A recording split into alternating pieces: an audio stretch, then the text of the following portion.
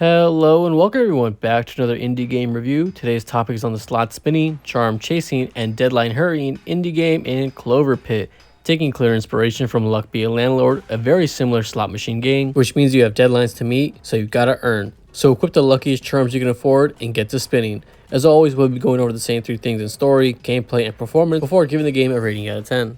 Starting off with the story, it's as light as can be. You wake up in a locked room with the slot machine in front of you, a broken toilet behind you with a little shop of charms next to it. You have the coin eater on your right and the door to your freedom on the left. A voice calls out to you over the speaker, watching you from a camera hanging suspiciously over the toilet, and tells you to start earning some coins before the deadline hits. Because if you don't got the money due, then you're done, kid. The floor is going to eat you like a fat Italian eating spaghetti with the bib on. It's going to be messy. Alright, so it's a slot machine game, right? So what do? You do your best to hit the fucking jackpot every single time, of course. You have 3 rounds before every deadline, where, of course, after meeting each one, it keeps going up and up and up. Just like the numbers on the scale when your mother steps on it. Throw on some small change like 75, then 220, you hit the dreaded 666, 2,000, 10K, 100K, 600K, 2 million, you get the fucking picture.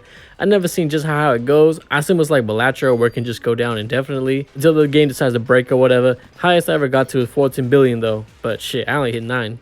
Of course, with games like these, you can't just win by playing it straight. So that's where the charms come in. Using tickets that you earn by either meeting the coin requirement early or by simply just playing the slots, you can earn tickets to buy charms to do everything from increasing score multipliers, increasing your luck, guaranteeing certain patterns show up, increasing the amount of charms you can have, increasing the amount of interest you get on your coins, and so on. Now, I wouldn't go as far as to say there's a meta, but some charms are simply just far superior than others, and there's a handful of them you can unlock, of course, as you continue to play. Normally speaking, you can only hold up to 7 charms at a time, but you can increase that through a number of ways while playing. The other main help you get is from the red phone. After every deadline is met, you will get a call from a stranger offering you an assortment of upgrades, but every other turn you will be forced to take a debuff as well. For example, you'll have the chance to upgrade certain icons worth, give yourself more tickets at the cost of your coins, vice versa. You can increase the odds of certain symbols showing up, discount on shop items, and so on. On the other hand, you may have to choose between reducing the odds of certain symbols, taking on negative perk, and just other general things you don't want to do.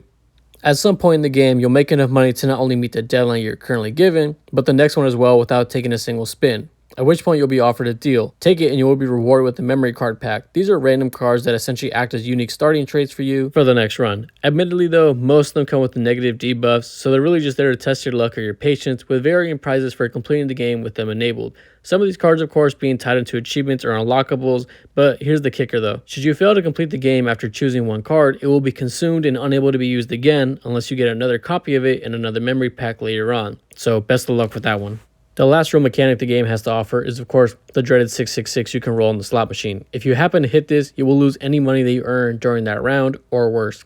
While the odds are incredibly low at 1.5%, that's honestly a load of baloney, because it happens way too often for that to be the actual odds in my opinion.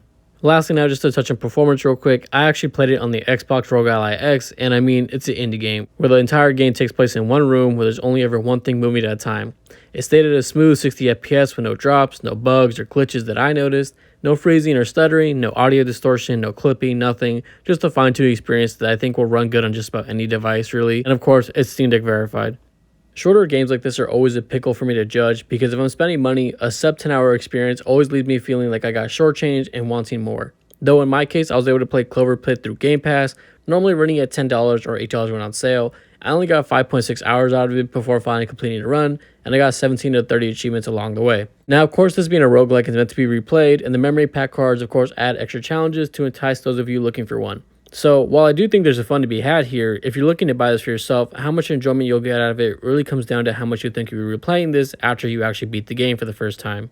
And of course, this being a slot machine game, RNG is always going to be at the forefront of every run. Sometimes you'll get everything you could ever ask for, other times you can't buy a good spin to save your life, literally, so take that into consideration as well. I love roguelikes, but understandably, they can get frustrating quickly with the less control you feel you have over each run and how they go. And this one, really, you don't have much control over it at all. I definitely feel like I would have been more on the mess side had I paid for the game outright, but as it stands, I would definitely give the game a 7 out of 10. If you like roguelikes, if you like gambling, if you like dopamine hits every time you get a double jackpot, there's definitely some fun to be had here. But that's going to do it for today, guys. I hope you all enjoyed today's review. If you have any thoughts or opinions, feel free to leave them down in the comment section down below. Thanks again for tuning in. I'm Hatop Gaming. Don't forget to like and subscribe, and follow me on social media. I will see you all next time. Peace.